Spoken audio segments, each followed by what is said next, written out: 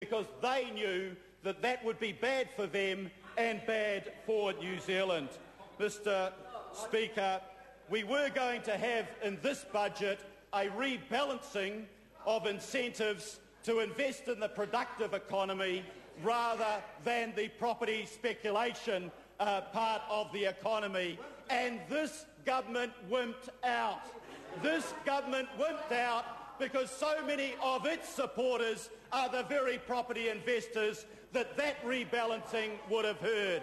That's correct, including a lot on that side of the House too, Mr. Brownlee. Mr. Brownlee, you should know, the Minister should know, that nothing that this budget has done will be effective in rebalancing investment from the property investment sector to the productive economy. This budget fails absolutely on that count. Mr. Speaker, the income tax cuts, such as they were designed to compensate for GST. But what has the Minister of Finance put to the lower and middle income earners of this country to compensate for all the other taxes that have been imposed? All of the other taxes. The tax on business and innovation, Mr. Brownlee, that minister's portfolio, where they cut the 15% research and development credit and a year later put 39% of that money back into research and development. Too little, too late, an embarrassing acknowledgement that they got it wrong in the first place. Mr. Speaker, you've got the $200 million windfall in tobacco tax. And I would have thought, Mr. Speaker, that a government that was doing that for reasons other than simply gaining the windfall revenue might have put some of that money back into dealing with tobacco use prevention programs or addiction treatment programs. But no, Mr. Speaker, that money was taken as a windfall. That money will fall, that cost will fall disproportionately on some in the community, and there is nothing there in a positive sense that would lead people to be able to break that addiction with the assistance of at least some of that $200 million, Mr. Speaker. Mr. Speaker, the National Party promised that they would cut taxes and not increase them. They have not delivered on that. The net position of average New Zealanders will be worse off as a result of the costs imposed on New Zealanders compared to the so-called cut, the tax swindle, Mr. Speaker. Mr. Speaker, the costs facing New Zealanders will go up dramatically in the next year, and this government has done nothing to protect middle and low-income earners against that. Homeowners will face 3 or 4 hikes in the interest rate that they pay as the OCR goes up in the next 18 months, Mr. Speaker. Inflation at 6% is higher than even the banks estimated the impact of the National Party's actions would be. The only people that come out of this budget better off in net terms are the wealthy. Mr. Key, as Prime Minister, will get $350 a week. The average Cabinet Minister will get over $200 a week, and the average New Zealander will be struggling to get $13 a week, and that will be totally consumed by the additional inflation, Mr. Speaker. Mr. Speaker, we heard a lot earlier in the week about closing the loopholes where the wealthy were escaping their obligations to pay even their share of the tax. And I say, Mr. English, where is the evidence that that minister has made any difference to those loopholes at all?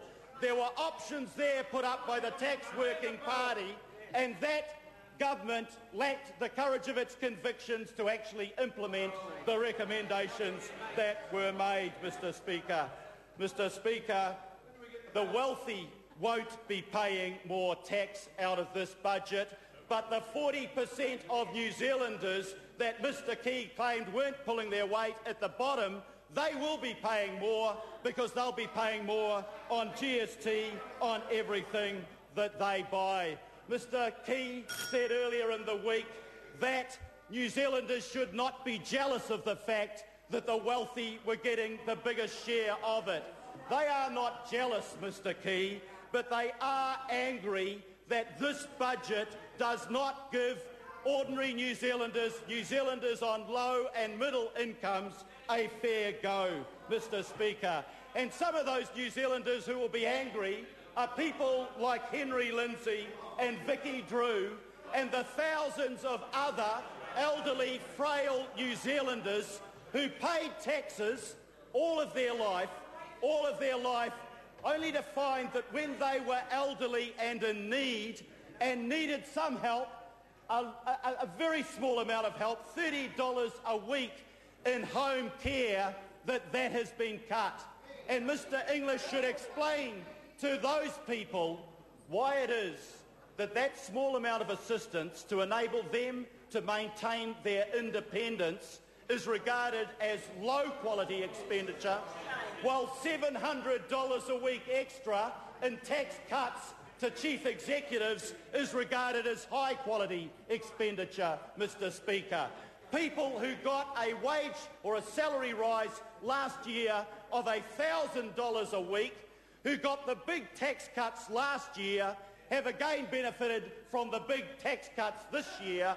And I say to Mr English, where is the fairness, where is the equity in hammering people who are the most needy to reward those who are the most privileged, Mr Speaker? Mr Speaker, this budget is not just a budget of broken promises, it's a budget of lost opportunities.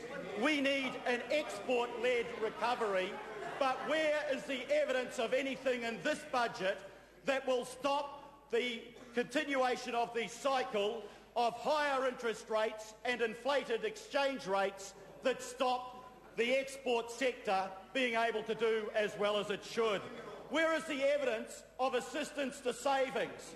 They cut KiwiSaver from 4% to 2%, while Australia increased it from 9% to 12%, and then Mr English wonders why he doesn't have the investment capital to invest in growth and so New Zealanders can have ownership of their own future. And now the Minister of Finance has put back the additional payments into the super fund. In the last year since Mr English gave his last budget, the super fund increased in value by $3.5 billion. We are losing $1 million a week in foregone interest alone because of the short-sightedness of that minister. Where is the evidence in this budget of increasing skills? What is being done about the 70,000 young New Zealanders not in work, not in training and not in education? That is a social and economic disaster for the future. Where are the additional apprenticeships when we know with the recovery of the economy there will be a major skills shortage this year? Where is the help to get the thousands of young New Zealanders being turned away from polytechnics and universities because the Minister of Education has capped entry to that? Where is the investment in research and development to get the smart economy so that New Zealand can be innovative and create the jobs? This government has cut research and development, $2 billion from the Fast Forward Fund and the 15% R&D tax credit. Mr Speaker, this government has failed to put in place a vision and a plan to build a stronger New Zealand for tomorrow. Where is the evidence that this government has responded to the 100 top business people in the country who have talked about a clean tech, added value economy?